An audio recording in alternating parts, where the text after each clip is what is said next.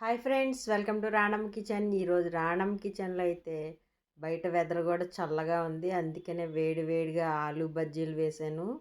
చాలా బాగుంటాయి ఆలూ బజ్జీలు. వేసుకోవడం కూడా చాలా తేలిక, చాలా సింపుల్గా అయిపోతాయి ఆలూ బజ్జీలు. ఒకసారి ఇట్లా ట్రై చేయండి.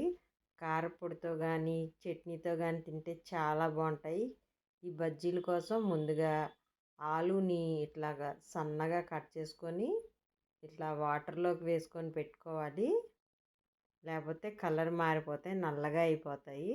అందుకని సన్నగా కట్ చేసుకొని ఇట్లా వాటర్లో వేసుకొని పెట్టుకొని వీటిని మనం వేసే ముందు చిల్లులు గిన్నెలోకి వేసుకుంటే సరిపోతుంది.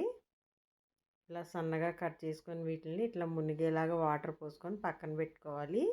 ఇప్పుడు ఒక వెడల్పాటి గిన్నె తీసుకొని దానిలోకి ఒక 2 కప్పుల వరకు శనగపిండిని వేసుకోవాలి. 2 కప్పులు శనగపిండి వేసుకొని 2 స్పూన్లు బియ్యపు పిండిని వేసుకోవాలి. రైస్ ఫ్లోర్ని, రుచికి సరిపడా ఉప్పు వేసుకోవాలి. కొంచెం కారం కూడా వేసుకోవాలి. కొంచెం పసుపు వేసుకుంటే కలర్ఫుల్గా ఉంటుంది. 1/2 టేబుల్ స్పూన్ వాము వేసుకోవాలి. కొంచెం ఇంగువ కూడా వేసుకుంటే బజ్జీల టేస్ట్ చాలా బాగుంటుంది. కొంచెం బేకింగ్ సోడా వేసుకోవాలి, వంట సోడా వేసుకొని మొత్తం అన్నీ కలిసేలాగా ఒకసారి బాగా ఇట్లా స్పూన్తో కలిపేసుకోవాలి. మొత్తం అన్నీ కలిసేలాగా సమానంగా కలిసేలాగా ఇట్లా బాగా కలిపేసుకోవాలి. కలుపుకొని కొంచెం కొంచెం వాటర్ పోసుకుంటూ పిండిని కొంచెం పలచగా కలుపుకోవాలి. మరీ చిక్కగా కాదు, మరీ పలచగా కాదు, మీడియంగా కలుపుకోవాలి. వాటర్ ఒకేసారి పోసుకోకుండా కొంచెం కొంచెం పోసుకుంటూ కలుపుకోవాలి. వాటర్ ఒకేసారి పోసేస్తే పిండి మరీ పలచగా అయిపోద్ది. ఇట్లా మొత్తం అంతా బాగా కలిపేసుకోవాలి.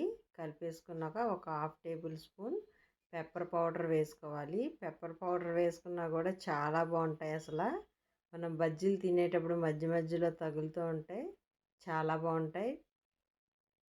అలాగే ఒక మీడియం గంటితోటి ఒక గరిటెడు గోరువెచ్చని ఆయిల్ వేసుకోవాలి. మనం బజ్జీలకి ముందుగానే ఆయిల్ స్టవ్ మీద పెట్టుకుంటాం కదా, ఆయిల్ని కొంచెం గోరువెచ్చగా అయినప్పుడు వేసుకుంటే బజ్జీలు చాలా సాఫ్ట్గా క్రిస్పీగా చాలా బాగా వస్తాయి.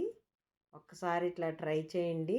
బజ్జీలు వేసేటప్పుడు చాలా బాగుంటాయి. అసలు ఇలా పొంగినట్టుగా వస్తాయి బజ్జీలు ఇట్లా ఆయిల్ వేసుకుంటే.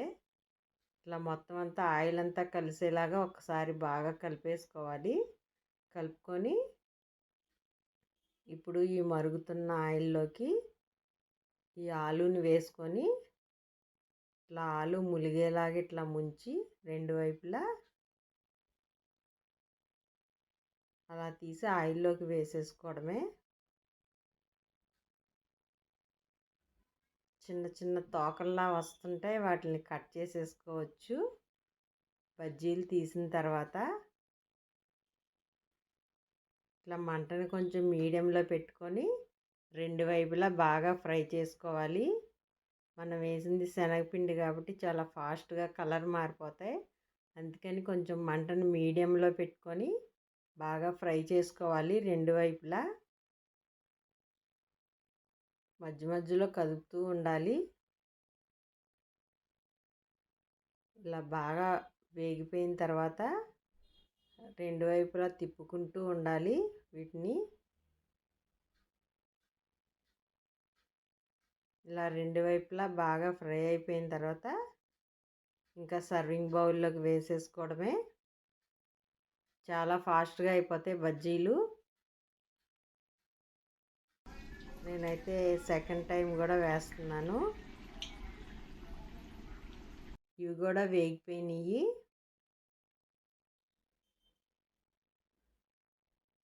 వీటిని కూడా ఇంకా సర్వింగ్ బౌల్లోకి వేసేసుకోవడమే.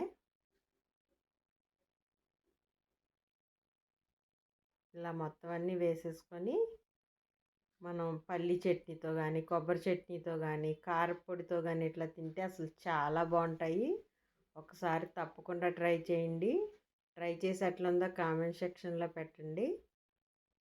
కొత్త వాళ్ళు ఎవరన్నా ఛానల్ చూస్తే రాణం కిచెన్ సబ్స్క్రైబ్ చేసుకోండి. వీడియో నచ్చితే లైక్ ఇవ్వడం మర్చిపోకండి. బయట చాలా చల్లగా ఉంది. ఇట్లా వేడి వేడి బజ్జీలు వేసుకుంటే చాలా బాగుంటుంది.